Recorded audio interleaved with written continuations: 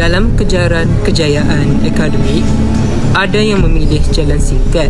Rasuah bukan hanya berlaku dalam politik dan pentadbiran. Ia juga semakin menular dalam sektor pendidikan.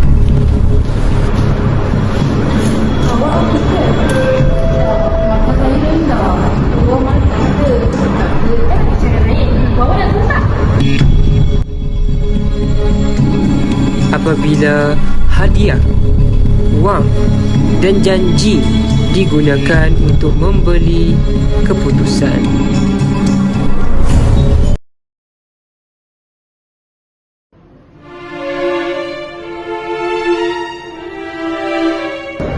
Ayah, ini yang saya boleh bagi. Ayah tengok. Apa yang teruk tulisan kamu ni? Kamu belajar ke tak? Kenapa sampai boleh dapat macam ni?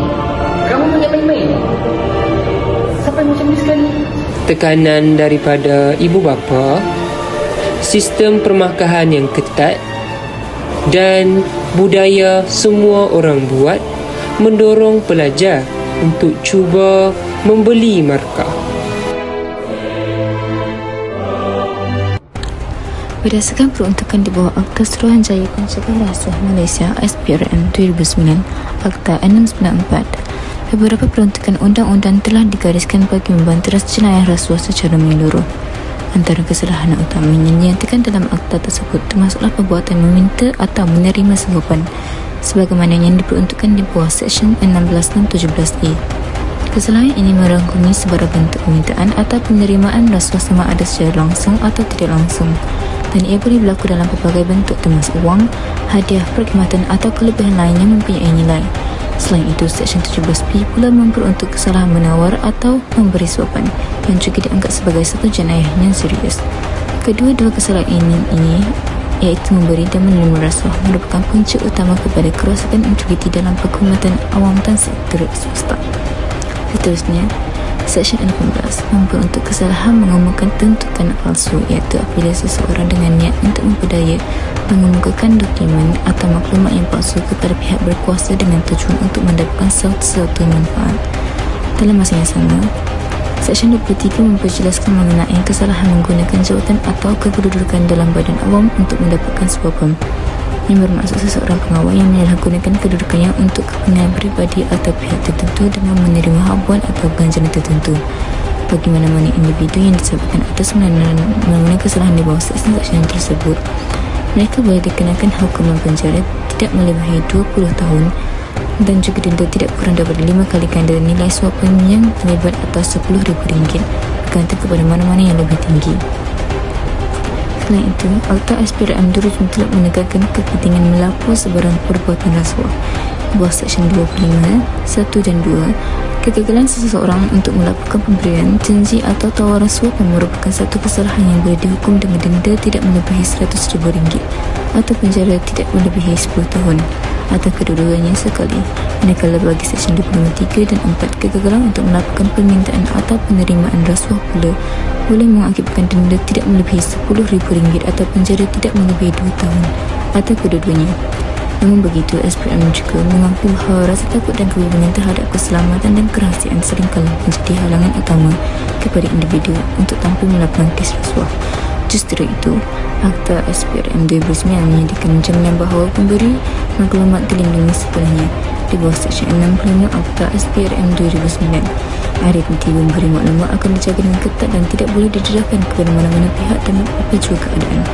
Perlindungan ini turut diperluaskan melalui Misi Akta Perlindungan Pemberi Maklumat 2009 dan juga Akta Perlindungan Saksi 2009. Ini memastikan memberi maklumat yang tampil ke hadapan akan diberi perlindungan daripada sebarang bentuk tindakan balas perbuatan atau bahaya yang mungkin timbul. Oleh itu, masyarakat tidak perlu berasa takut atau ragu-ragu untuk melaporkan sebarang salah laku rasuah demi kesejahteraan dan integriti negara.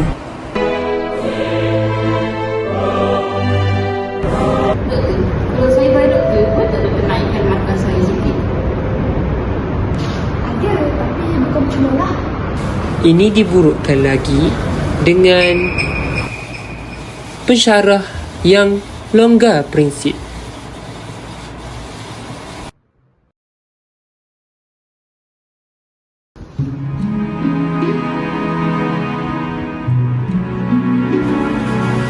Akibatnya, graduan tak berkualiti.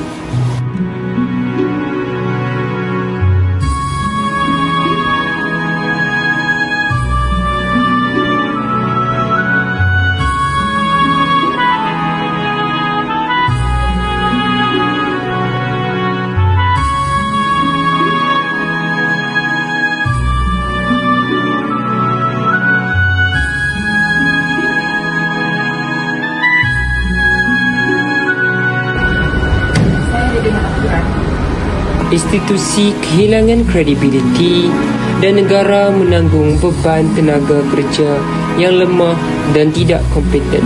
Penguatkuasaan tegas perlu diterapkan.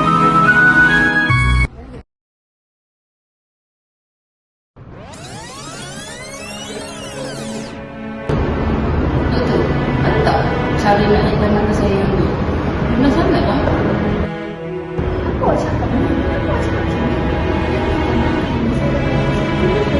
Pensyarah dan pelajar harus dididik untuk berkata tidak kepada rasuah, sekecil apapun bentuknya.